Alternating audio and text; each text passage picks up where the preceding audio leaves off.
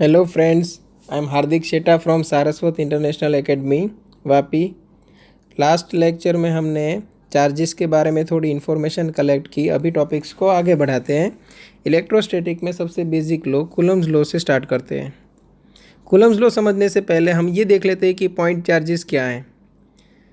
वैसे पॉइंट को mathematically define करना मुश्किल है, बट हम यहाँ पे एक डेफिनेशन रख रहे हैं, वो देख लेते हैं। If the sizes of charged bodies are very small as compared to the distance between them, we treat them as point charges। मतलब अगर दो चार्ज बॉडीज़ की जो साइज़ है वो दोनों के बीच में जो डिस्टेंस है उसके कंपैरिजन में वेरी वेरी वेरी स्मॉल है, तभी हम वो चार्ज बॉडीज़ को as a point charge consider कर सकते हैं। ओके, आगे बढ़ते हैं। Coulomb's law is a quantitative statement about force between two point charges. मतलब कूलम्स लॉ का जो स्टेटमेंट है उससे हमें सिर्फ चार्जेस के मैग्नीट्यूड और उनके बीच में डिस्टेंस है उसके हिसाब से फोर्स कैसे वेरी होता है वही पता चलेगा। तो ये स्टेटमेंट देख लेते हैं। The mutual electric force between two point charges is directly proportional to product of their charges and inversely proportional to the square of the distance between them. अभी ये जो लॉ है उसमें ध्यान क्या क्या रखना है आपको, तो आपको यहाँ पे कौन कौन सी चीज़ें समझनी है। एक तो वर्ड आना चाहिए mutual electric force. Mutual electric force का मतलब क्या हुआ, दोनों चार्जेस एक दूसरे के ऊपर इक्वल अमाउंट का ऑपोजिट फोर्स लगा रहे हैं।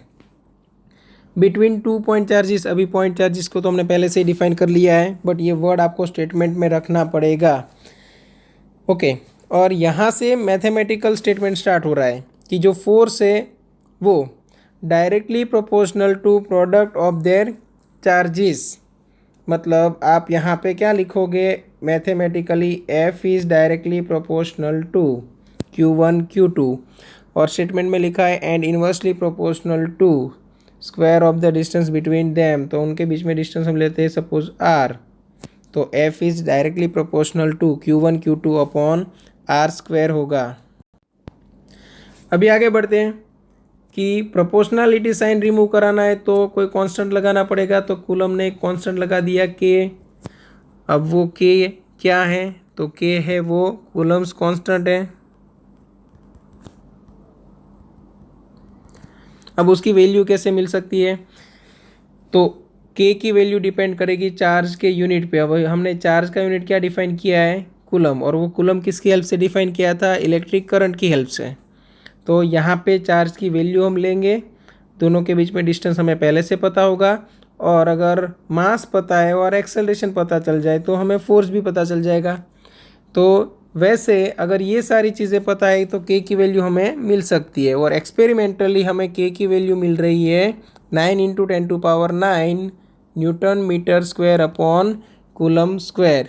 बहुत सारे एक्सपेरिमेंट के बाद के की वैल्यू है वो हमें अप्रॉक्स 9 × 10⁹ न्यूटन मीटर स्क्वायर पर कूलम स्क्वायर मिली है, ऐसा यूनिट सिस्टम में। तो दोस्तों हमें ये एक फॉर्मूला याद रख लेना है, F = K Q1 Q2 upon R square.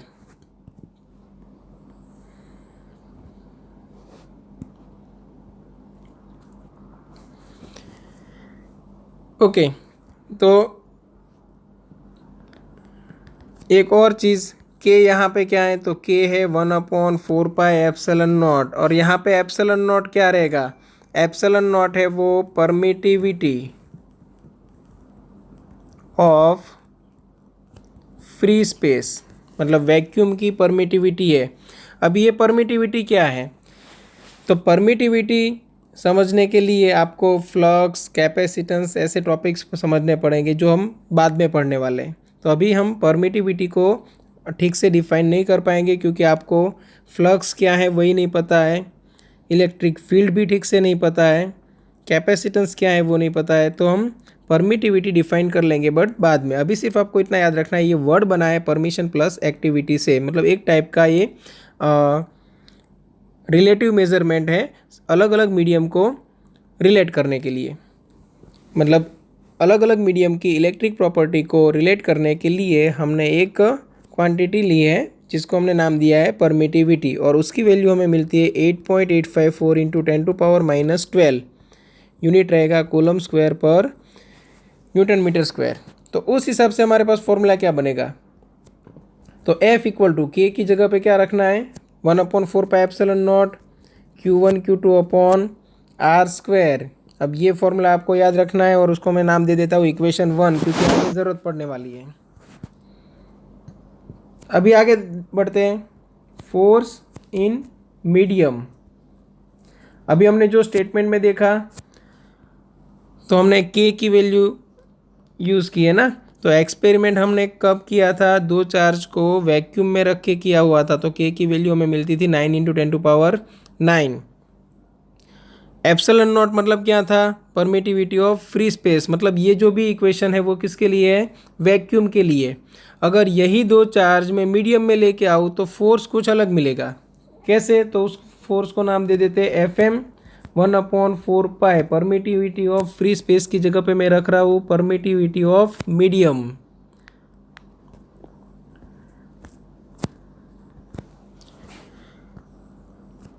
Epsilon क्या रहेगा,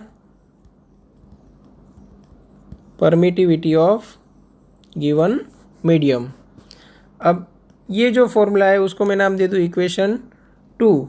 तो मैं ये कर सकता हूँ इक्वेशन 1 डिवाइड बाई इक्वेशन 2। तो मुझे मिलेगा F divide by FM equal to epsilon divide by epsilon not. और एप्सिलॉन अपॉन एप्सिलॉन नॉट को हम बोलेंगे relative permittivity of two media. Relative permittivity हम ऑलवेज मीडियम की परमिटिविटी को रिलेट करेंगे वैक्यूम के साथ, और उसी को बोला जाता है डाइलेक्ट्रिक कांस्टेंट कैपिटल के। उस हिसाब से हमारा फॉर्मूला क्या बना, तो force in medium equal to force in vacuum divide by K. मतलब मीडियम में वैक्यूम के हिसाब से फोर्स कम रहेगा। क्यों, क्योंकि के की वैल्यू ऑलवेज ग्रेटर देन और इक्वल टू 1 रहेगी। इक्वल टू 1 कब आएगी, जब मीडियम खुद वैक्यूम होगा तभी। तो ये भी आपको याद रखना है। और साथ साथ एक और चीज़ देख लेते हैं कि जो कूलम्स कांस्टेंट है स्मॉल के, उसकी वैल्यू हम निकाल लेते हैं CGS में। कहीं कहीं पे ज़रूरत पड़ेगी आपको, इसीलिए के की वैल्यू ऐसा यूनिट सिस्टम में क्या थी, 9 × 10⁹ न्यूटन मीटर स्क्वायर पर कूलम स्क्वायर। अभी निकालते हैं 9 × 10⁹ न्यूटन, वो तो ऐसा यूनिट है। CGS में क्या बोलते हैं, डाइन। तो 1 newton equal to how much dyne, 10⁵। और 1 मीटर इक्वल टू 10⁻² सेंटीमीटर, और उसका स्क्वायर है। और divide by 1 coulomb equal to how much stat coulomb. तो यहाँ पे होगा 3 × 10⁹। स्टेट कूलम लिख सकते हो, या तो आप क्या लिख सकते हो, ESU इलेक्ट्रोस्टैटिक यूनिट। ये सबको सॉल्व करो, आपको आंसर मिलेगा 1। तो के की वैल्यू CGS में रहेगी 1 dyne centimetre square divide by state Coulomb's square.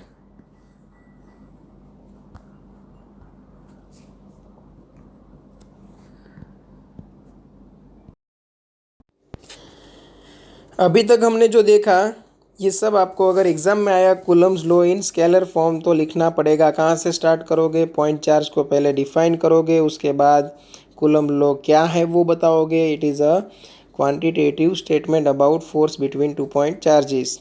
उसके बाद स्टेटमेंट लिखोगे, स्टेटमेंट के बाद एक्सप्लेन करोगे मैथमेटिकली, और उसमें जितने जितने कांस्टेंट आ रहे हैं उसका नाम, उसकी वैल्यू, यूनिट, सब कुछ आप एक्सप्लेन करने वाले हो। और लास्ट में आप क्या एक्सप्लेन करोगे, फोर्स इन मीडियम और relation between force in medium and force in vacuum. उसके बाद ज़रूरत पड़े तो के की वैल्यू आप CGS में भी निकाल सकते हो। यहाँ तक हमने वो सब पढ़ा जो हमें एग्ज़ाम में लिखना है। बट आइए ये समझ लेते हैं पहले कि कूलम ने अपना लॉ कैसे निकाला। उसको कैसे पता चला कि F is directly proportional to Q1 Q2 upon R² है, जबकि उस टाइम पे हम ना तो चार्ज की वैल्यू फाइंड कर सकते थे, ना हमारे पास कोई इलेक्ट्रोस्कोप था जिसकी वजह से हम चार्ज डिटेक्ट कर सकें। हमें सिर्फ इतना पता था कि हम चार्जिंग कर सकते हैं बाय इंडक्शन, जो हमने पहले देख लिया। तो चार्जिंग बाय इंडक्शन में हम सपोज़ कूलम ने क्या किया, एक स्फीयर है सपोज़ A और दूसरा स्फीयर है सपोज़ बी, ए के पास चार्ज था क्यू। अब दोनों आइडेंटिकल स्फीयर्स थे, मतलब दोनों सेम मटेरियल से बने हुए थे, सेम साइज के थे। अब उनको वायर से कनेक्ट कर दिया तो इन दोनों में पता ही है कि चार्ज है वो डिवाइड हो जाएगा, क्योंकि सेम मटेरियल से बने हुए और सेम साइज़ के हैं। तो Q by two charge divide हो गया।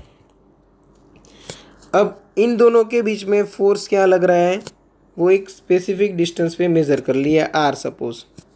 फिर उसने क्या किया कि जो ये बी है स्फीयर, उसको अनदर स्फीयर सी के साथ कांटेक्ट में लाए।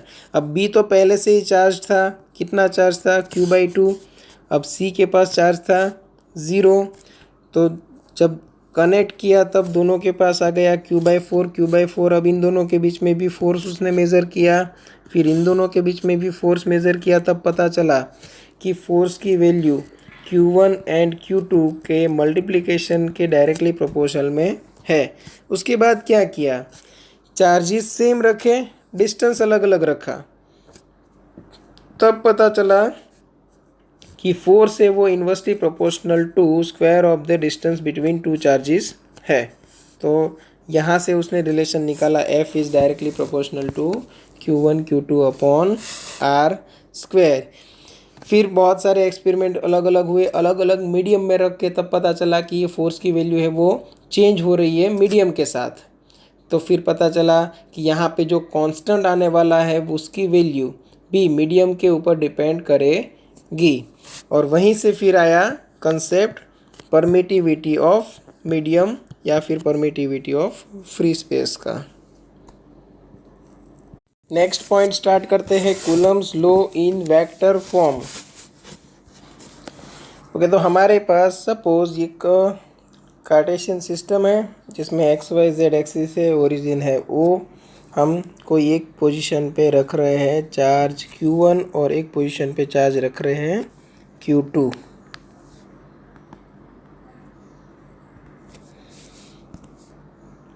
दोनों के पोजीशन वेक्टर बता देते हैं।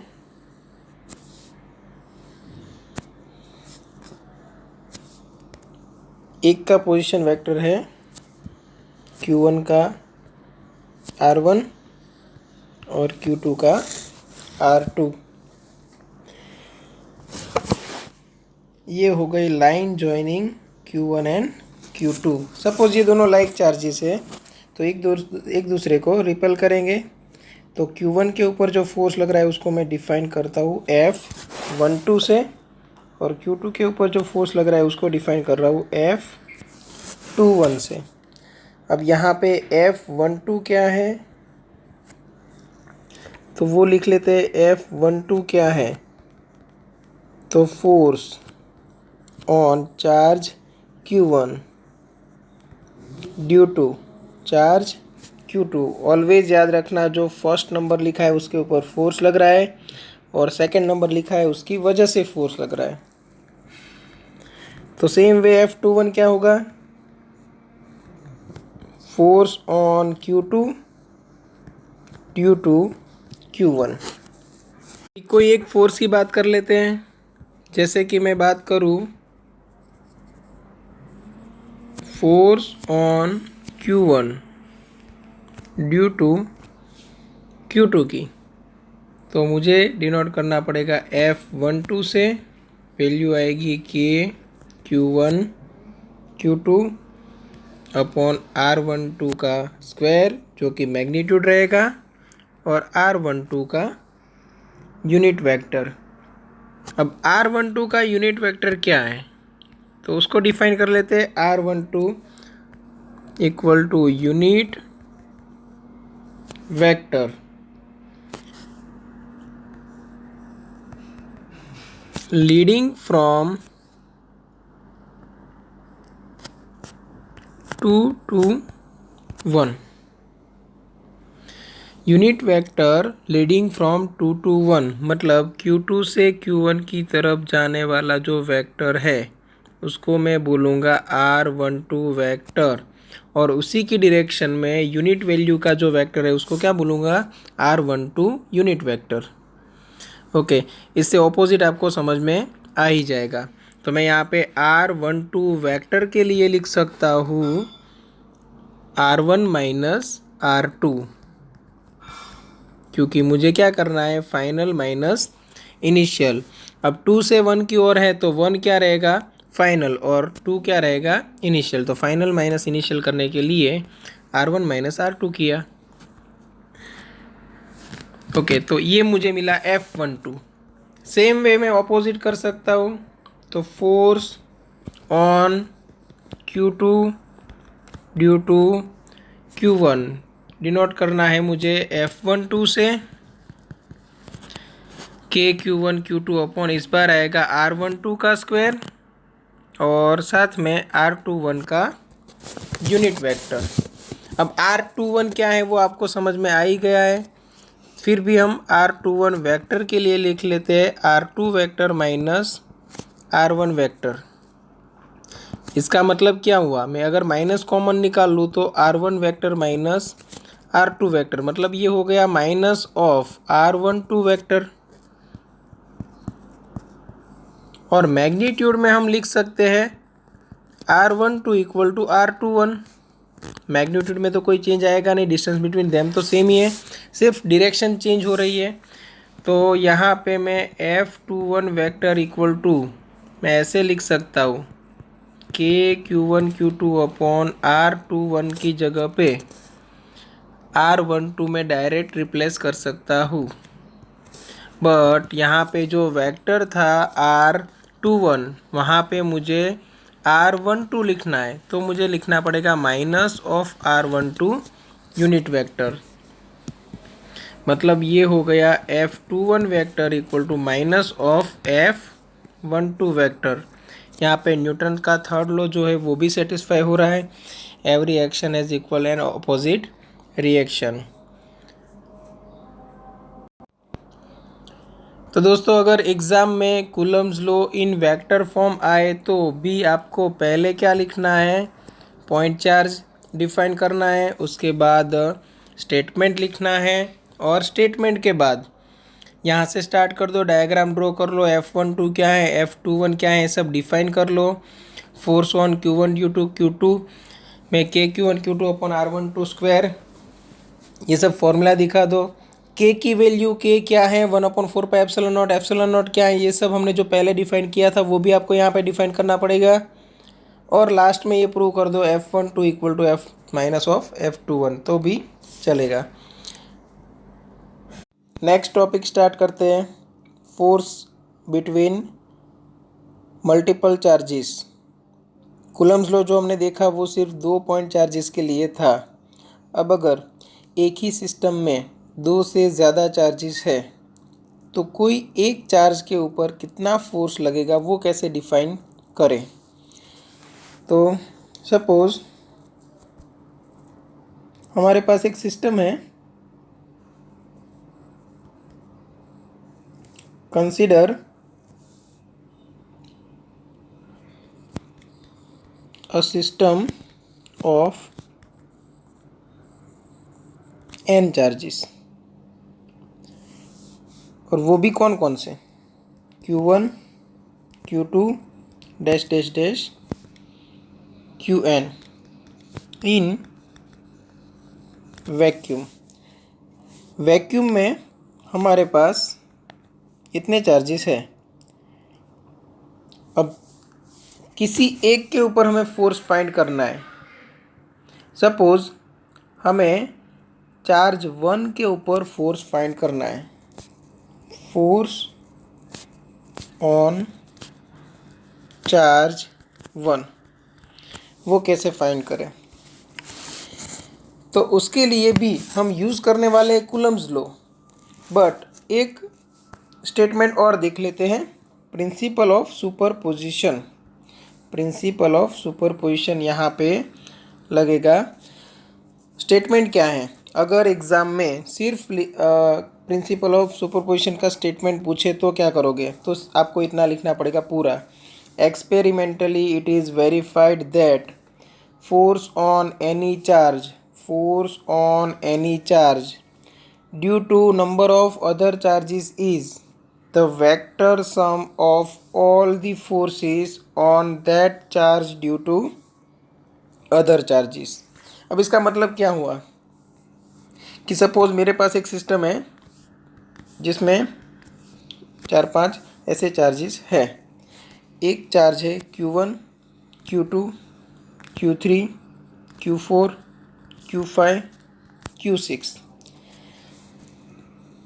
अब Q2 है वो Q1 के ऊपर इस डायरेक्शन में फोर्स लगाएगा, जिसको मैं नाम दे सकता हूँ F12 वेक्टर।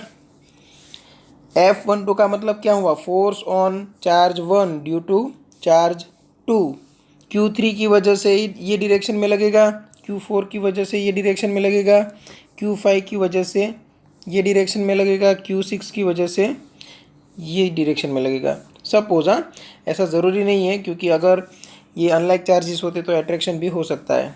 तो F12 है हमारे पास, F13 वेक्टर होगा, F14 वेक्टर होगा। वैसे सभी वेक्टर का हम एडिशन करेंगे तब हमें फाइनल फोर्स मिलेगा F1, total force on charge 1। मतलब एक सिंपल सी बात है कि अगर आपको टोटल फोर्स कोई एक चार्ज के ऊपर फाइंड करना है तो बाकी सब फोर्स की वजह से जो इंडिविजुअल फोर्स लगने वाले हैं उनका आप वेक्टर एडिशन करोगे। एडिशन करना है बट विथ डायरेक्शन। तो प्रिंसिपल ऑफ सुपरपोजिशन खास याद रखना, experimentally it is verified that force on any charge due to number of other charges is the vector sum of all the forces on that charge due to other charges. Statement में ये भी include करना है कि the individual forces are unaffected due to the presence of other charges. मतलब यहाँ पे मेरा चार्ज था Q1 और यहाँ पे था Q2, फिर Q3 था, Q4 था, Q5 था, Q6 था, Q7 था।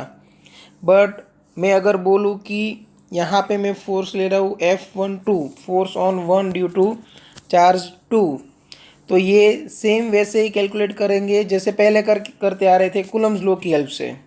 जैसे कि F12 इक्वल टू मेरा करता था K Q1 Q2 upon R12 square और R12 का यूनिट वेक्टर। अब ये फोर्स के कैलकुलेशन में बाकी सारे जो ये चार्जेस थे उनकी इफेक्ट नहीं है, इसलिए बोला है the individual forces are unaffected due to the presence of other charges. Other charges की वजह से जो इफेक्ट हो सकती है वो यहाँ पे नहीं होगी।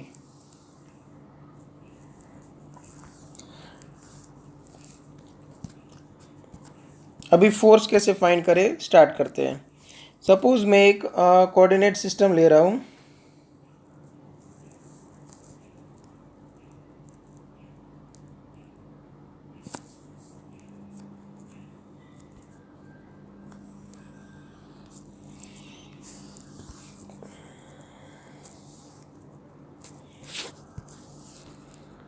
ये सपोज एक्स एक्सिस है, वाई एक्सिस और ये जेड एक्सिस।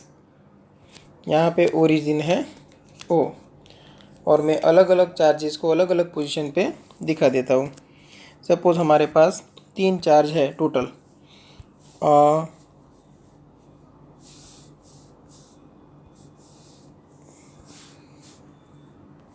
कोई एक चार्ज इधर है Q1, एक चार्ज इधर है Q2 और एक यहाँ पे है Q3। अभी सभी के पोजीशन वेक्टर्स देख लेते हैं। Q1 है वो ओरिजिन से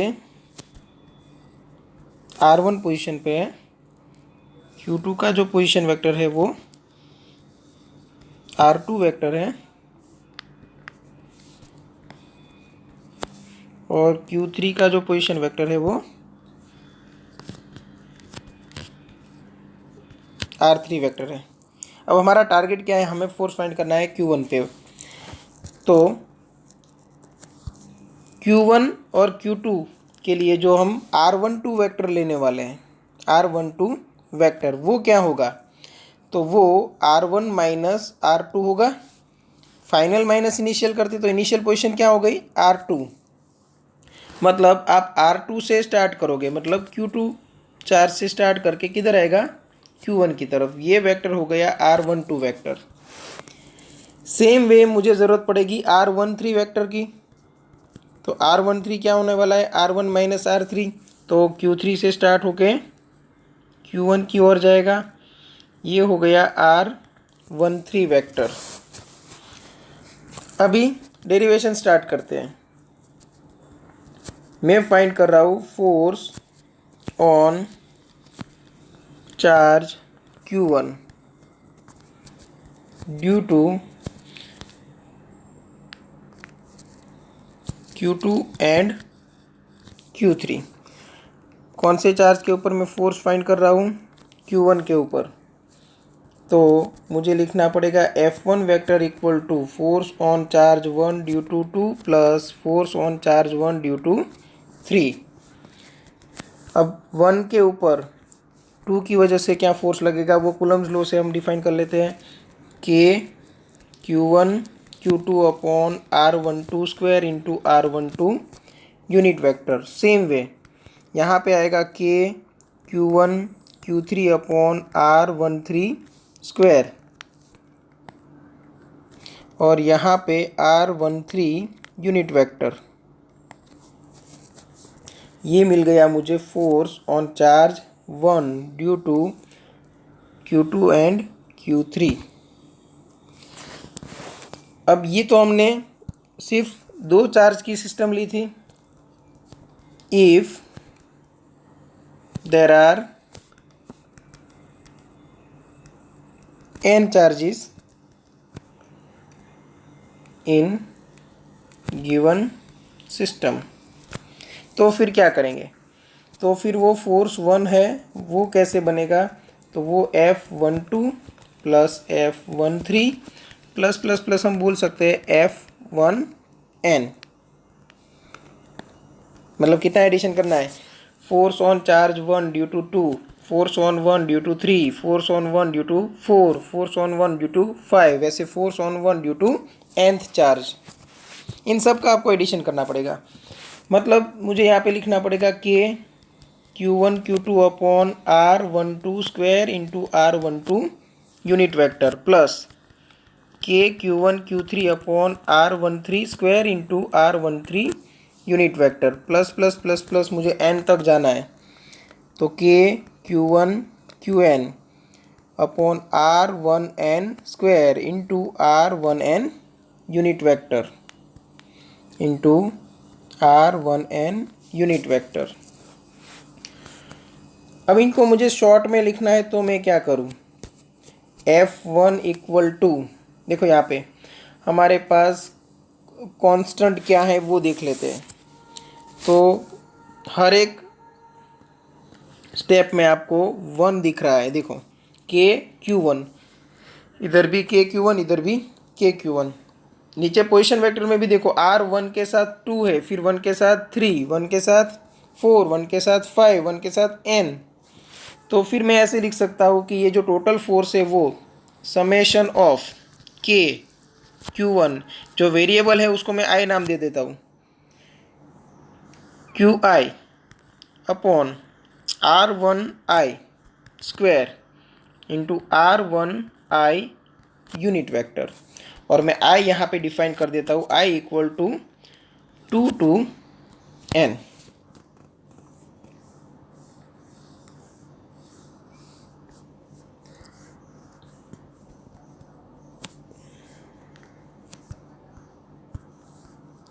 तो यहाँ पे ये जो मिल रहा है वो प्रिंसिपल ऑफ सुपरपोजिशन की हेल्प से मिल रहा है। अगर एग्ज़ाम में क्वेश्चन आए, explain principle of superposition to find forces between multiple charges, तो आपको इतना लिखना पड़ेगा। कहाँ से स्टार्ट करोगे, तो आप पहले एक्सप्लेन करोगे फोर्सेस बिटवीन मल्टीपल चार्जेस हम कैसे फाइंड कर सकते हैं, और थोड़ा सिस्टम है, सिस्टम के अंदर क्या क्या है वो एक्सप्लेन करने के बाद तुरंत आ जाओ प्रिंसिपल ऑफ सुपरपोजिशन पे और स्टेटमेंट लिख दो। स्टेटमेंट लिखने के बाद ये डायग्राम, और ये डायग्राम थोड़ा आपको एक्सप्लेनेशन लिखना पड़ेगा कि एक सिस्टम है, उसमें 3 चार्जेस है Q1 Q2 Q3, their position vectors R1 R2 and R3। ये सब आप थोड़ा एक्सप्लेन कर दो और उसके बाद डेरिवेशन स्टार्ट कर दो। तो कोई भी एक चार्ज को आप टारगेट करो और बाकी अदर चार्जेस की वजह से आपको फोर्स फाइंड करना है, तो सिर्फ क्या करना है, वेक्टर एडिशन करना है और कुछ नहीं है। ओके, तो यहाँ पे ये टॉपिक फिनिश हुआ। नेक्स्ट वीडियो में आपको मिल जाएगा इलेक्ट्रिक फील्ड का पूरा knowledge. Electric field line, characteristics of electric field line, ये सब हम नेक्स्ट वीडियोज़ में देख लेंगे। Thank you.